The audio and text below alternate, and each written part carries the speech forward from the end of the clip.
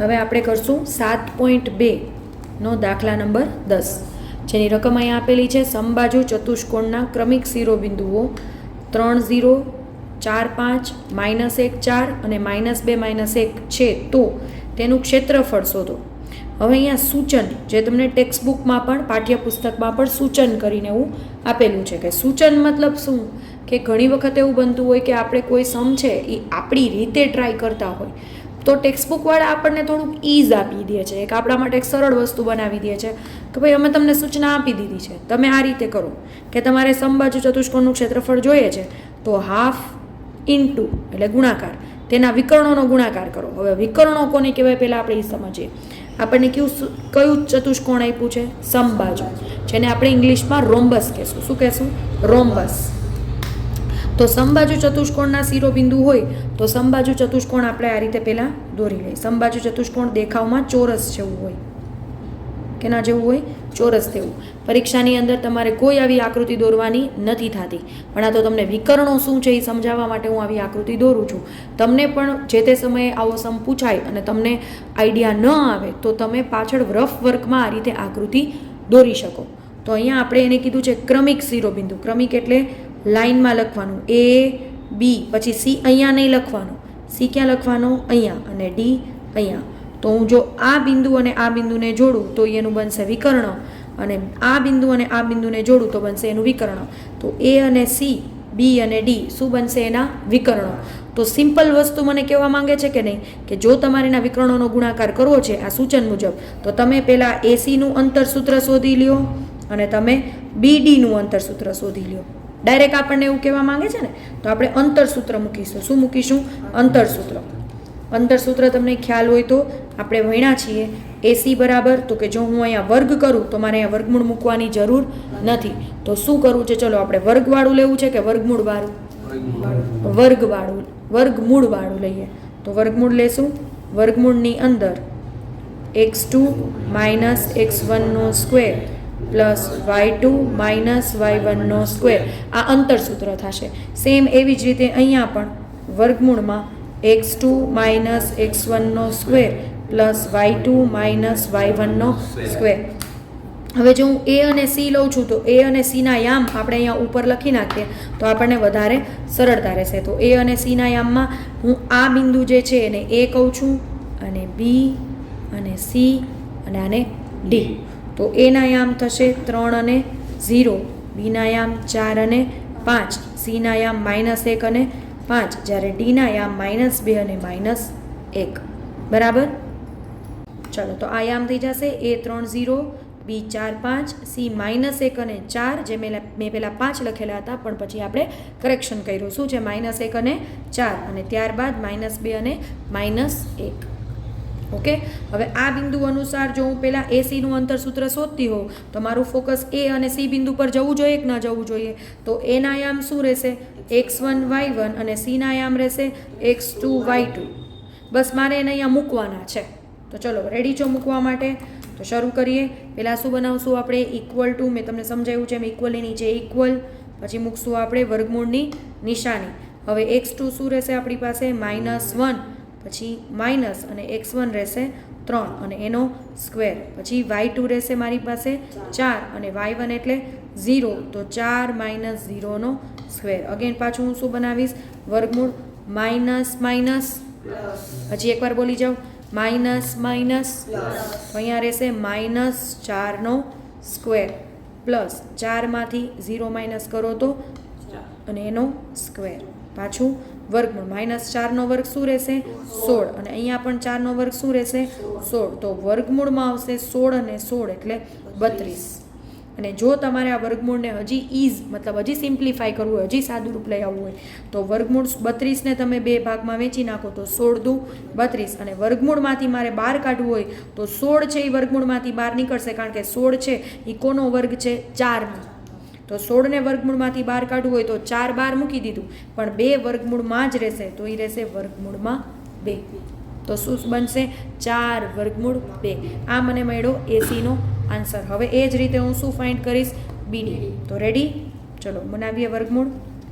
હવે બીના યામ શું છે 4 અને 5, તો ઈ યામને કહી દઈશું આપણે x1 y1 અને ડીના યામને કહી દઈશું x2 y2.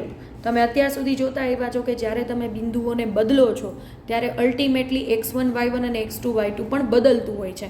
તો એ તમારે યાદ રાખવાનું છે, ભૂલવાનું નથી કે જ્યારે હું એસીનું અંતરસૂત્ર શોધું છું ત્યારે મારા x1 y1 અને x2 y2 યામ અલગ હશે.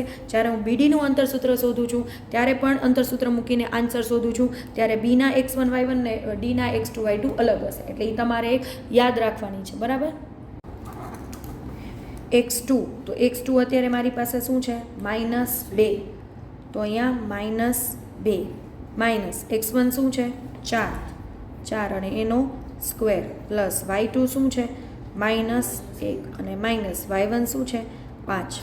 ઘણીવાર સ્ટુડન્ટ્સ મને એવું પૂછતા હોય છે કે દીદી આપણે આ x2 - x1 લઈએ એની બદલે x1 - x2 લઈએ તો ન ચાલે, સૂત્રમાં કંઈ ફેર પડે? તો કંઈ જ નહીં. સૂત્ર તો આ તમે લ્યો કે x1 - x2 લ્યો, જવાબમાં કોઈ ફેર પડવાનો નથી. તમારે ફક્ત ધ્યાન એટલું રાખવાનું છે કે જ્યારે નિશાની બોલવાનો કે મૂકવાનો વારો આવે ત્યારે તમારે નિશાની એ રીતે મૂકવાની છે કે જે તમે જૂના નિયમ અનુસાર મૂકો છો. નિશાની મૂકવામાં કોઈ દિવસ ઉતાવળ નહીં કરવાની, ભૂલ નહીં કરવાની, કારણ કે મેજોરિટી જે ભૂલ થાય છે ને એ નિશાનીને કારણે થાય છે, સાયન્સને કારણે જ ભૂલ થાય છે. તો આપણે એક આપણો જેને કહેવાય કે આપણી ઉતાવળને કારણે ભૂલ પડતો જે એક પોઈન્ટ છે એને આપણે માઇનસ કરી દઈએ કે ભાઈ ચલો માઇનસ માઇનસ તો કે plus plus plus plus plus minus minus minus minus plus. તો આ રીતે આપણે ટ્રાય કરશું તો આઈ થિંક મેજોરિટી તમારા સમ્સ છે ને એમાં નિશાનીની ભૂલ થાય છે ને એ બધું વયું જશે. તો આપણે બીજા ઉપર ફોકસ કરી શકશું. એક પ્રોબ્લેમને આપણે સોલ્વ કરી નાખીએ તો આપણે ઇનડાયરેક્ટલી આપણે બીજી ઘણી બધી પ્રોબ્લેમ્સ આપણે સોલ્વ કરી શકીએ. Minus minus plus, yes, very good. તરત આન્સર આવવો જોઈએ. આવડે છે તો બોલો, મનમાં ન બોલો.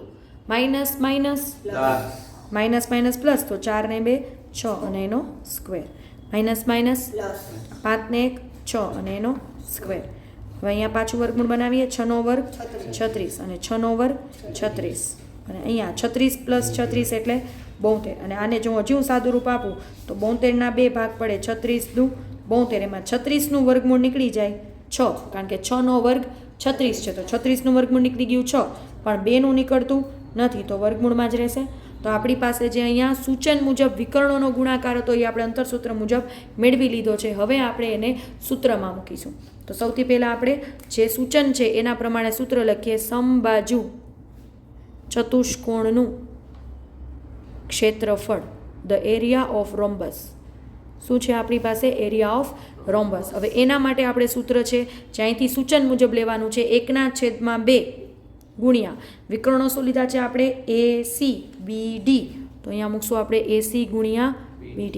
હવે 1/2 ગુણ્યા એસીનો આન્સર શું મળ્યો છે આપણને? 4√2 અને બીડીનો આન્સર શું મળ્યો છે? 6√2 ઇક્વલ ટુ 1/2. હવે તમને ખ્યાલ છે ને કે આપણે √2 કેન્સલ કરી અને ખાલી શું લખી નાખી છીએ? 2 અને 6 ચોક 24, નીચે 2 ઉપર 2 ઉડી જાય તો વધે શું? 24. તેથી સમબાજુ ચતુષ્કોણનું ક્ષેત્રફળ બરાબર 24 એકમ.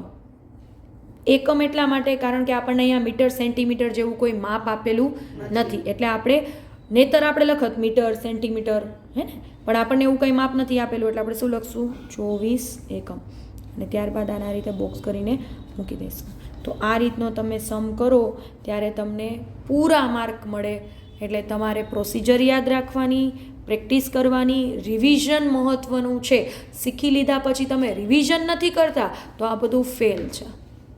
તો તમે એક સમ શીખો પછી એને જાતે કરવાનો પ્રયત્ન કરો. એવું નહીં કે ચલો મને જોઈ લીધું આવડી ગયું, એમ નહીં. Doubt yourself. If you will doubt yourself, nobody will doubt on you. તમને તમારા ઉપર ડાઉટ જશે, એ સોલ્વ કરશો તો તમે એટલા મજબૂત બનશો, એટલા સ્ટ્રોંગ બનશો કે ક્યારેય તમારા ઉપર ડાઉટ જશે નહીં. એટલે પહેલાં તમે એમ વિચારો મને નહીં આવડે તો ચાલ ને હું ટ્રાય કરું, લેટ્સ ટ્રાય ઇટ. તો રિવિઝન કરતાં કરતાં તમને આવડવા મળશે. બરાબર. અને એવું લાગે કે ભાઈ મારો આ ફ્રેન્ડ વીક છે અને આ નથી આવડતું અને તમે આ દાખલો શીખી ગયા છો, તો એને હેલ્પ કરો, એને શીખવાડો કે ચલ લા હું તને શીખવાડું. તો આનાથી શું થશે?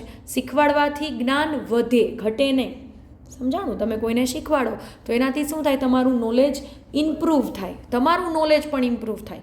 તો એટલે ક્યારેય કોઈને ના એને ન શીખવાડાય ને એવું મનમાં નહીં રાખવાનું. આપણને આવડે છે તો શીખવાડો, આનાથી આપણું પણ ઇમ્પ્રૂવ થશે નોલેજ. બરાબર. તો અહીંયા આપણે 7.2નો 10મો દાખલો પૂરો કરી.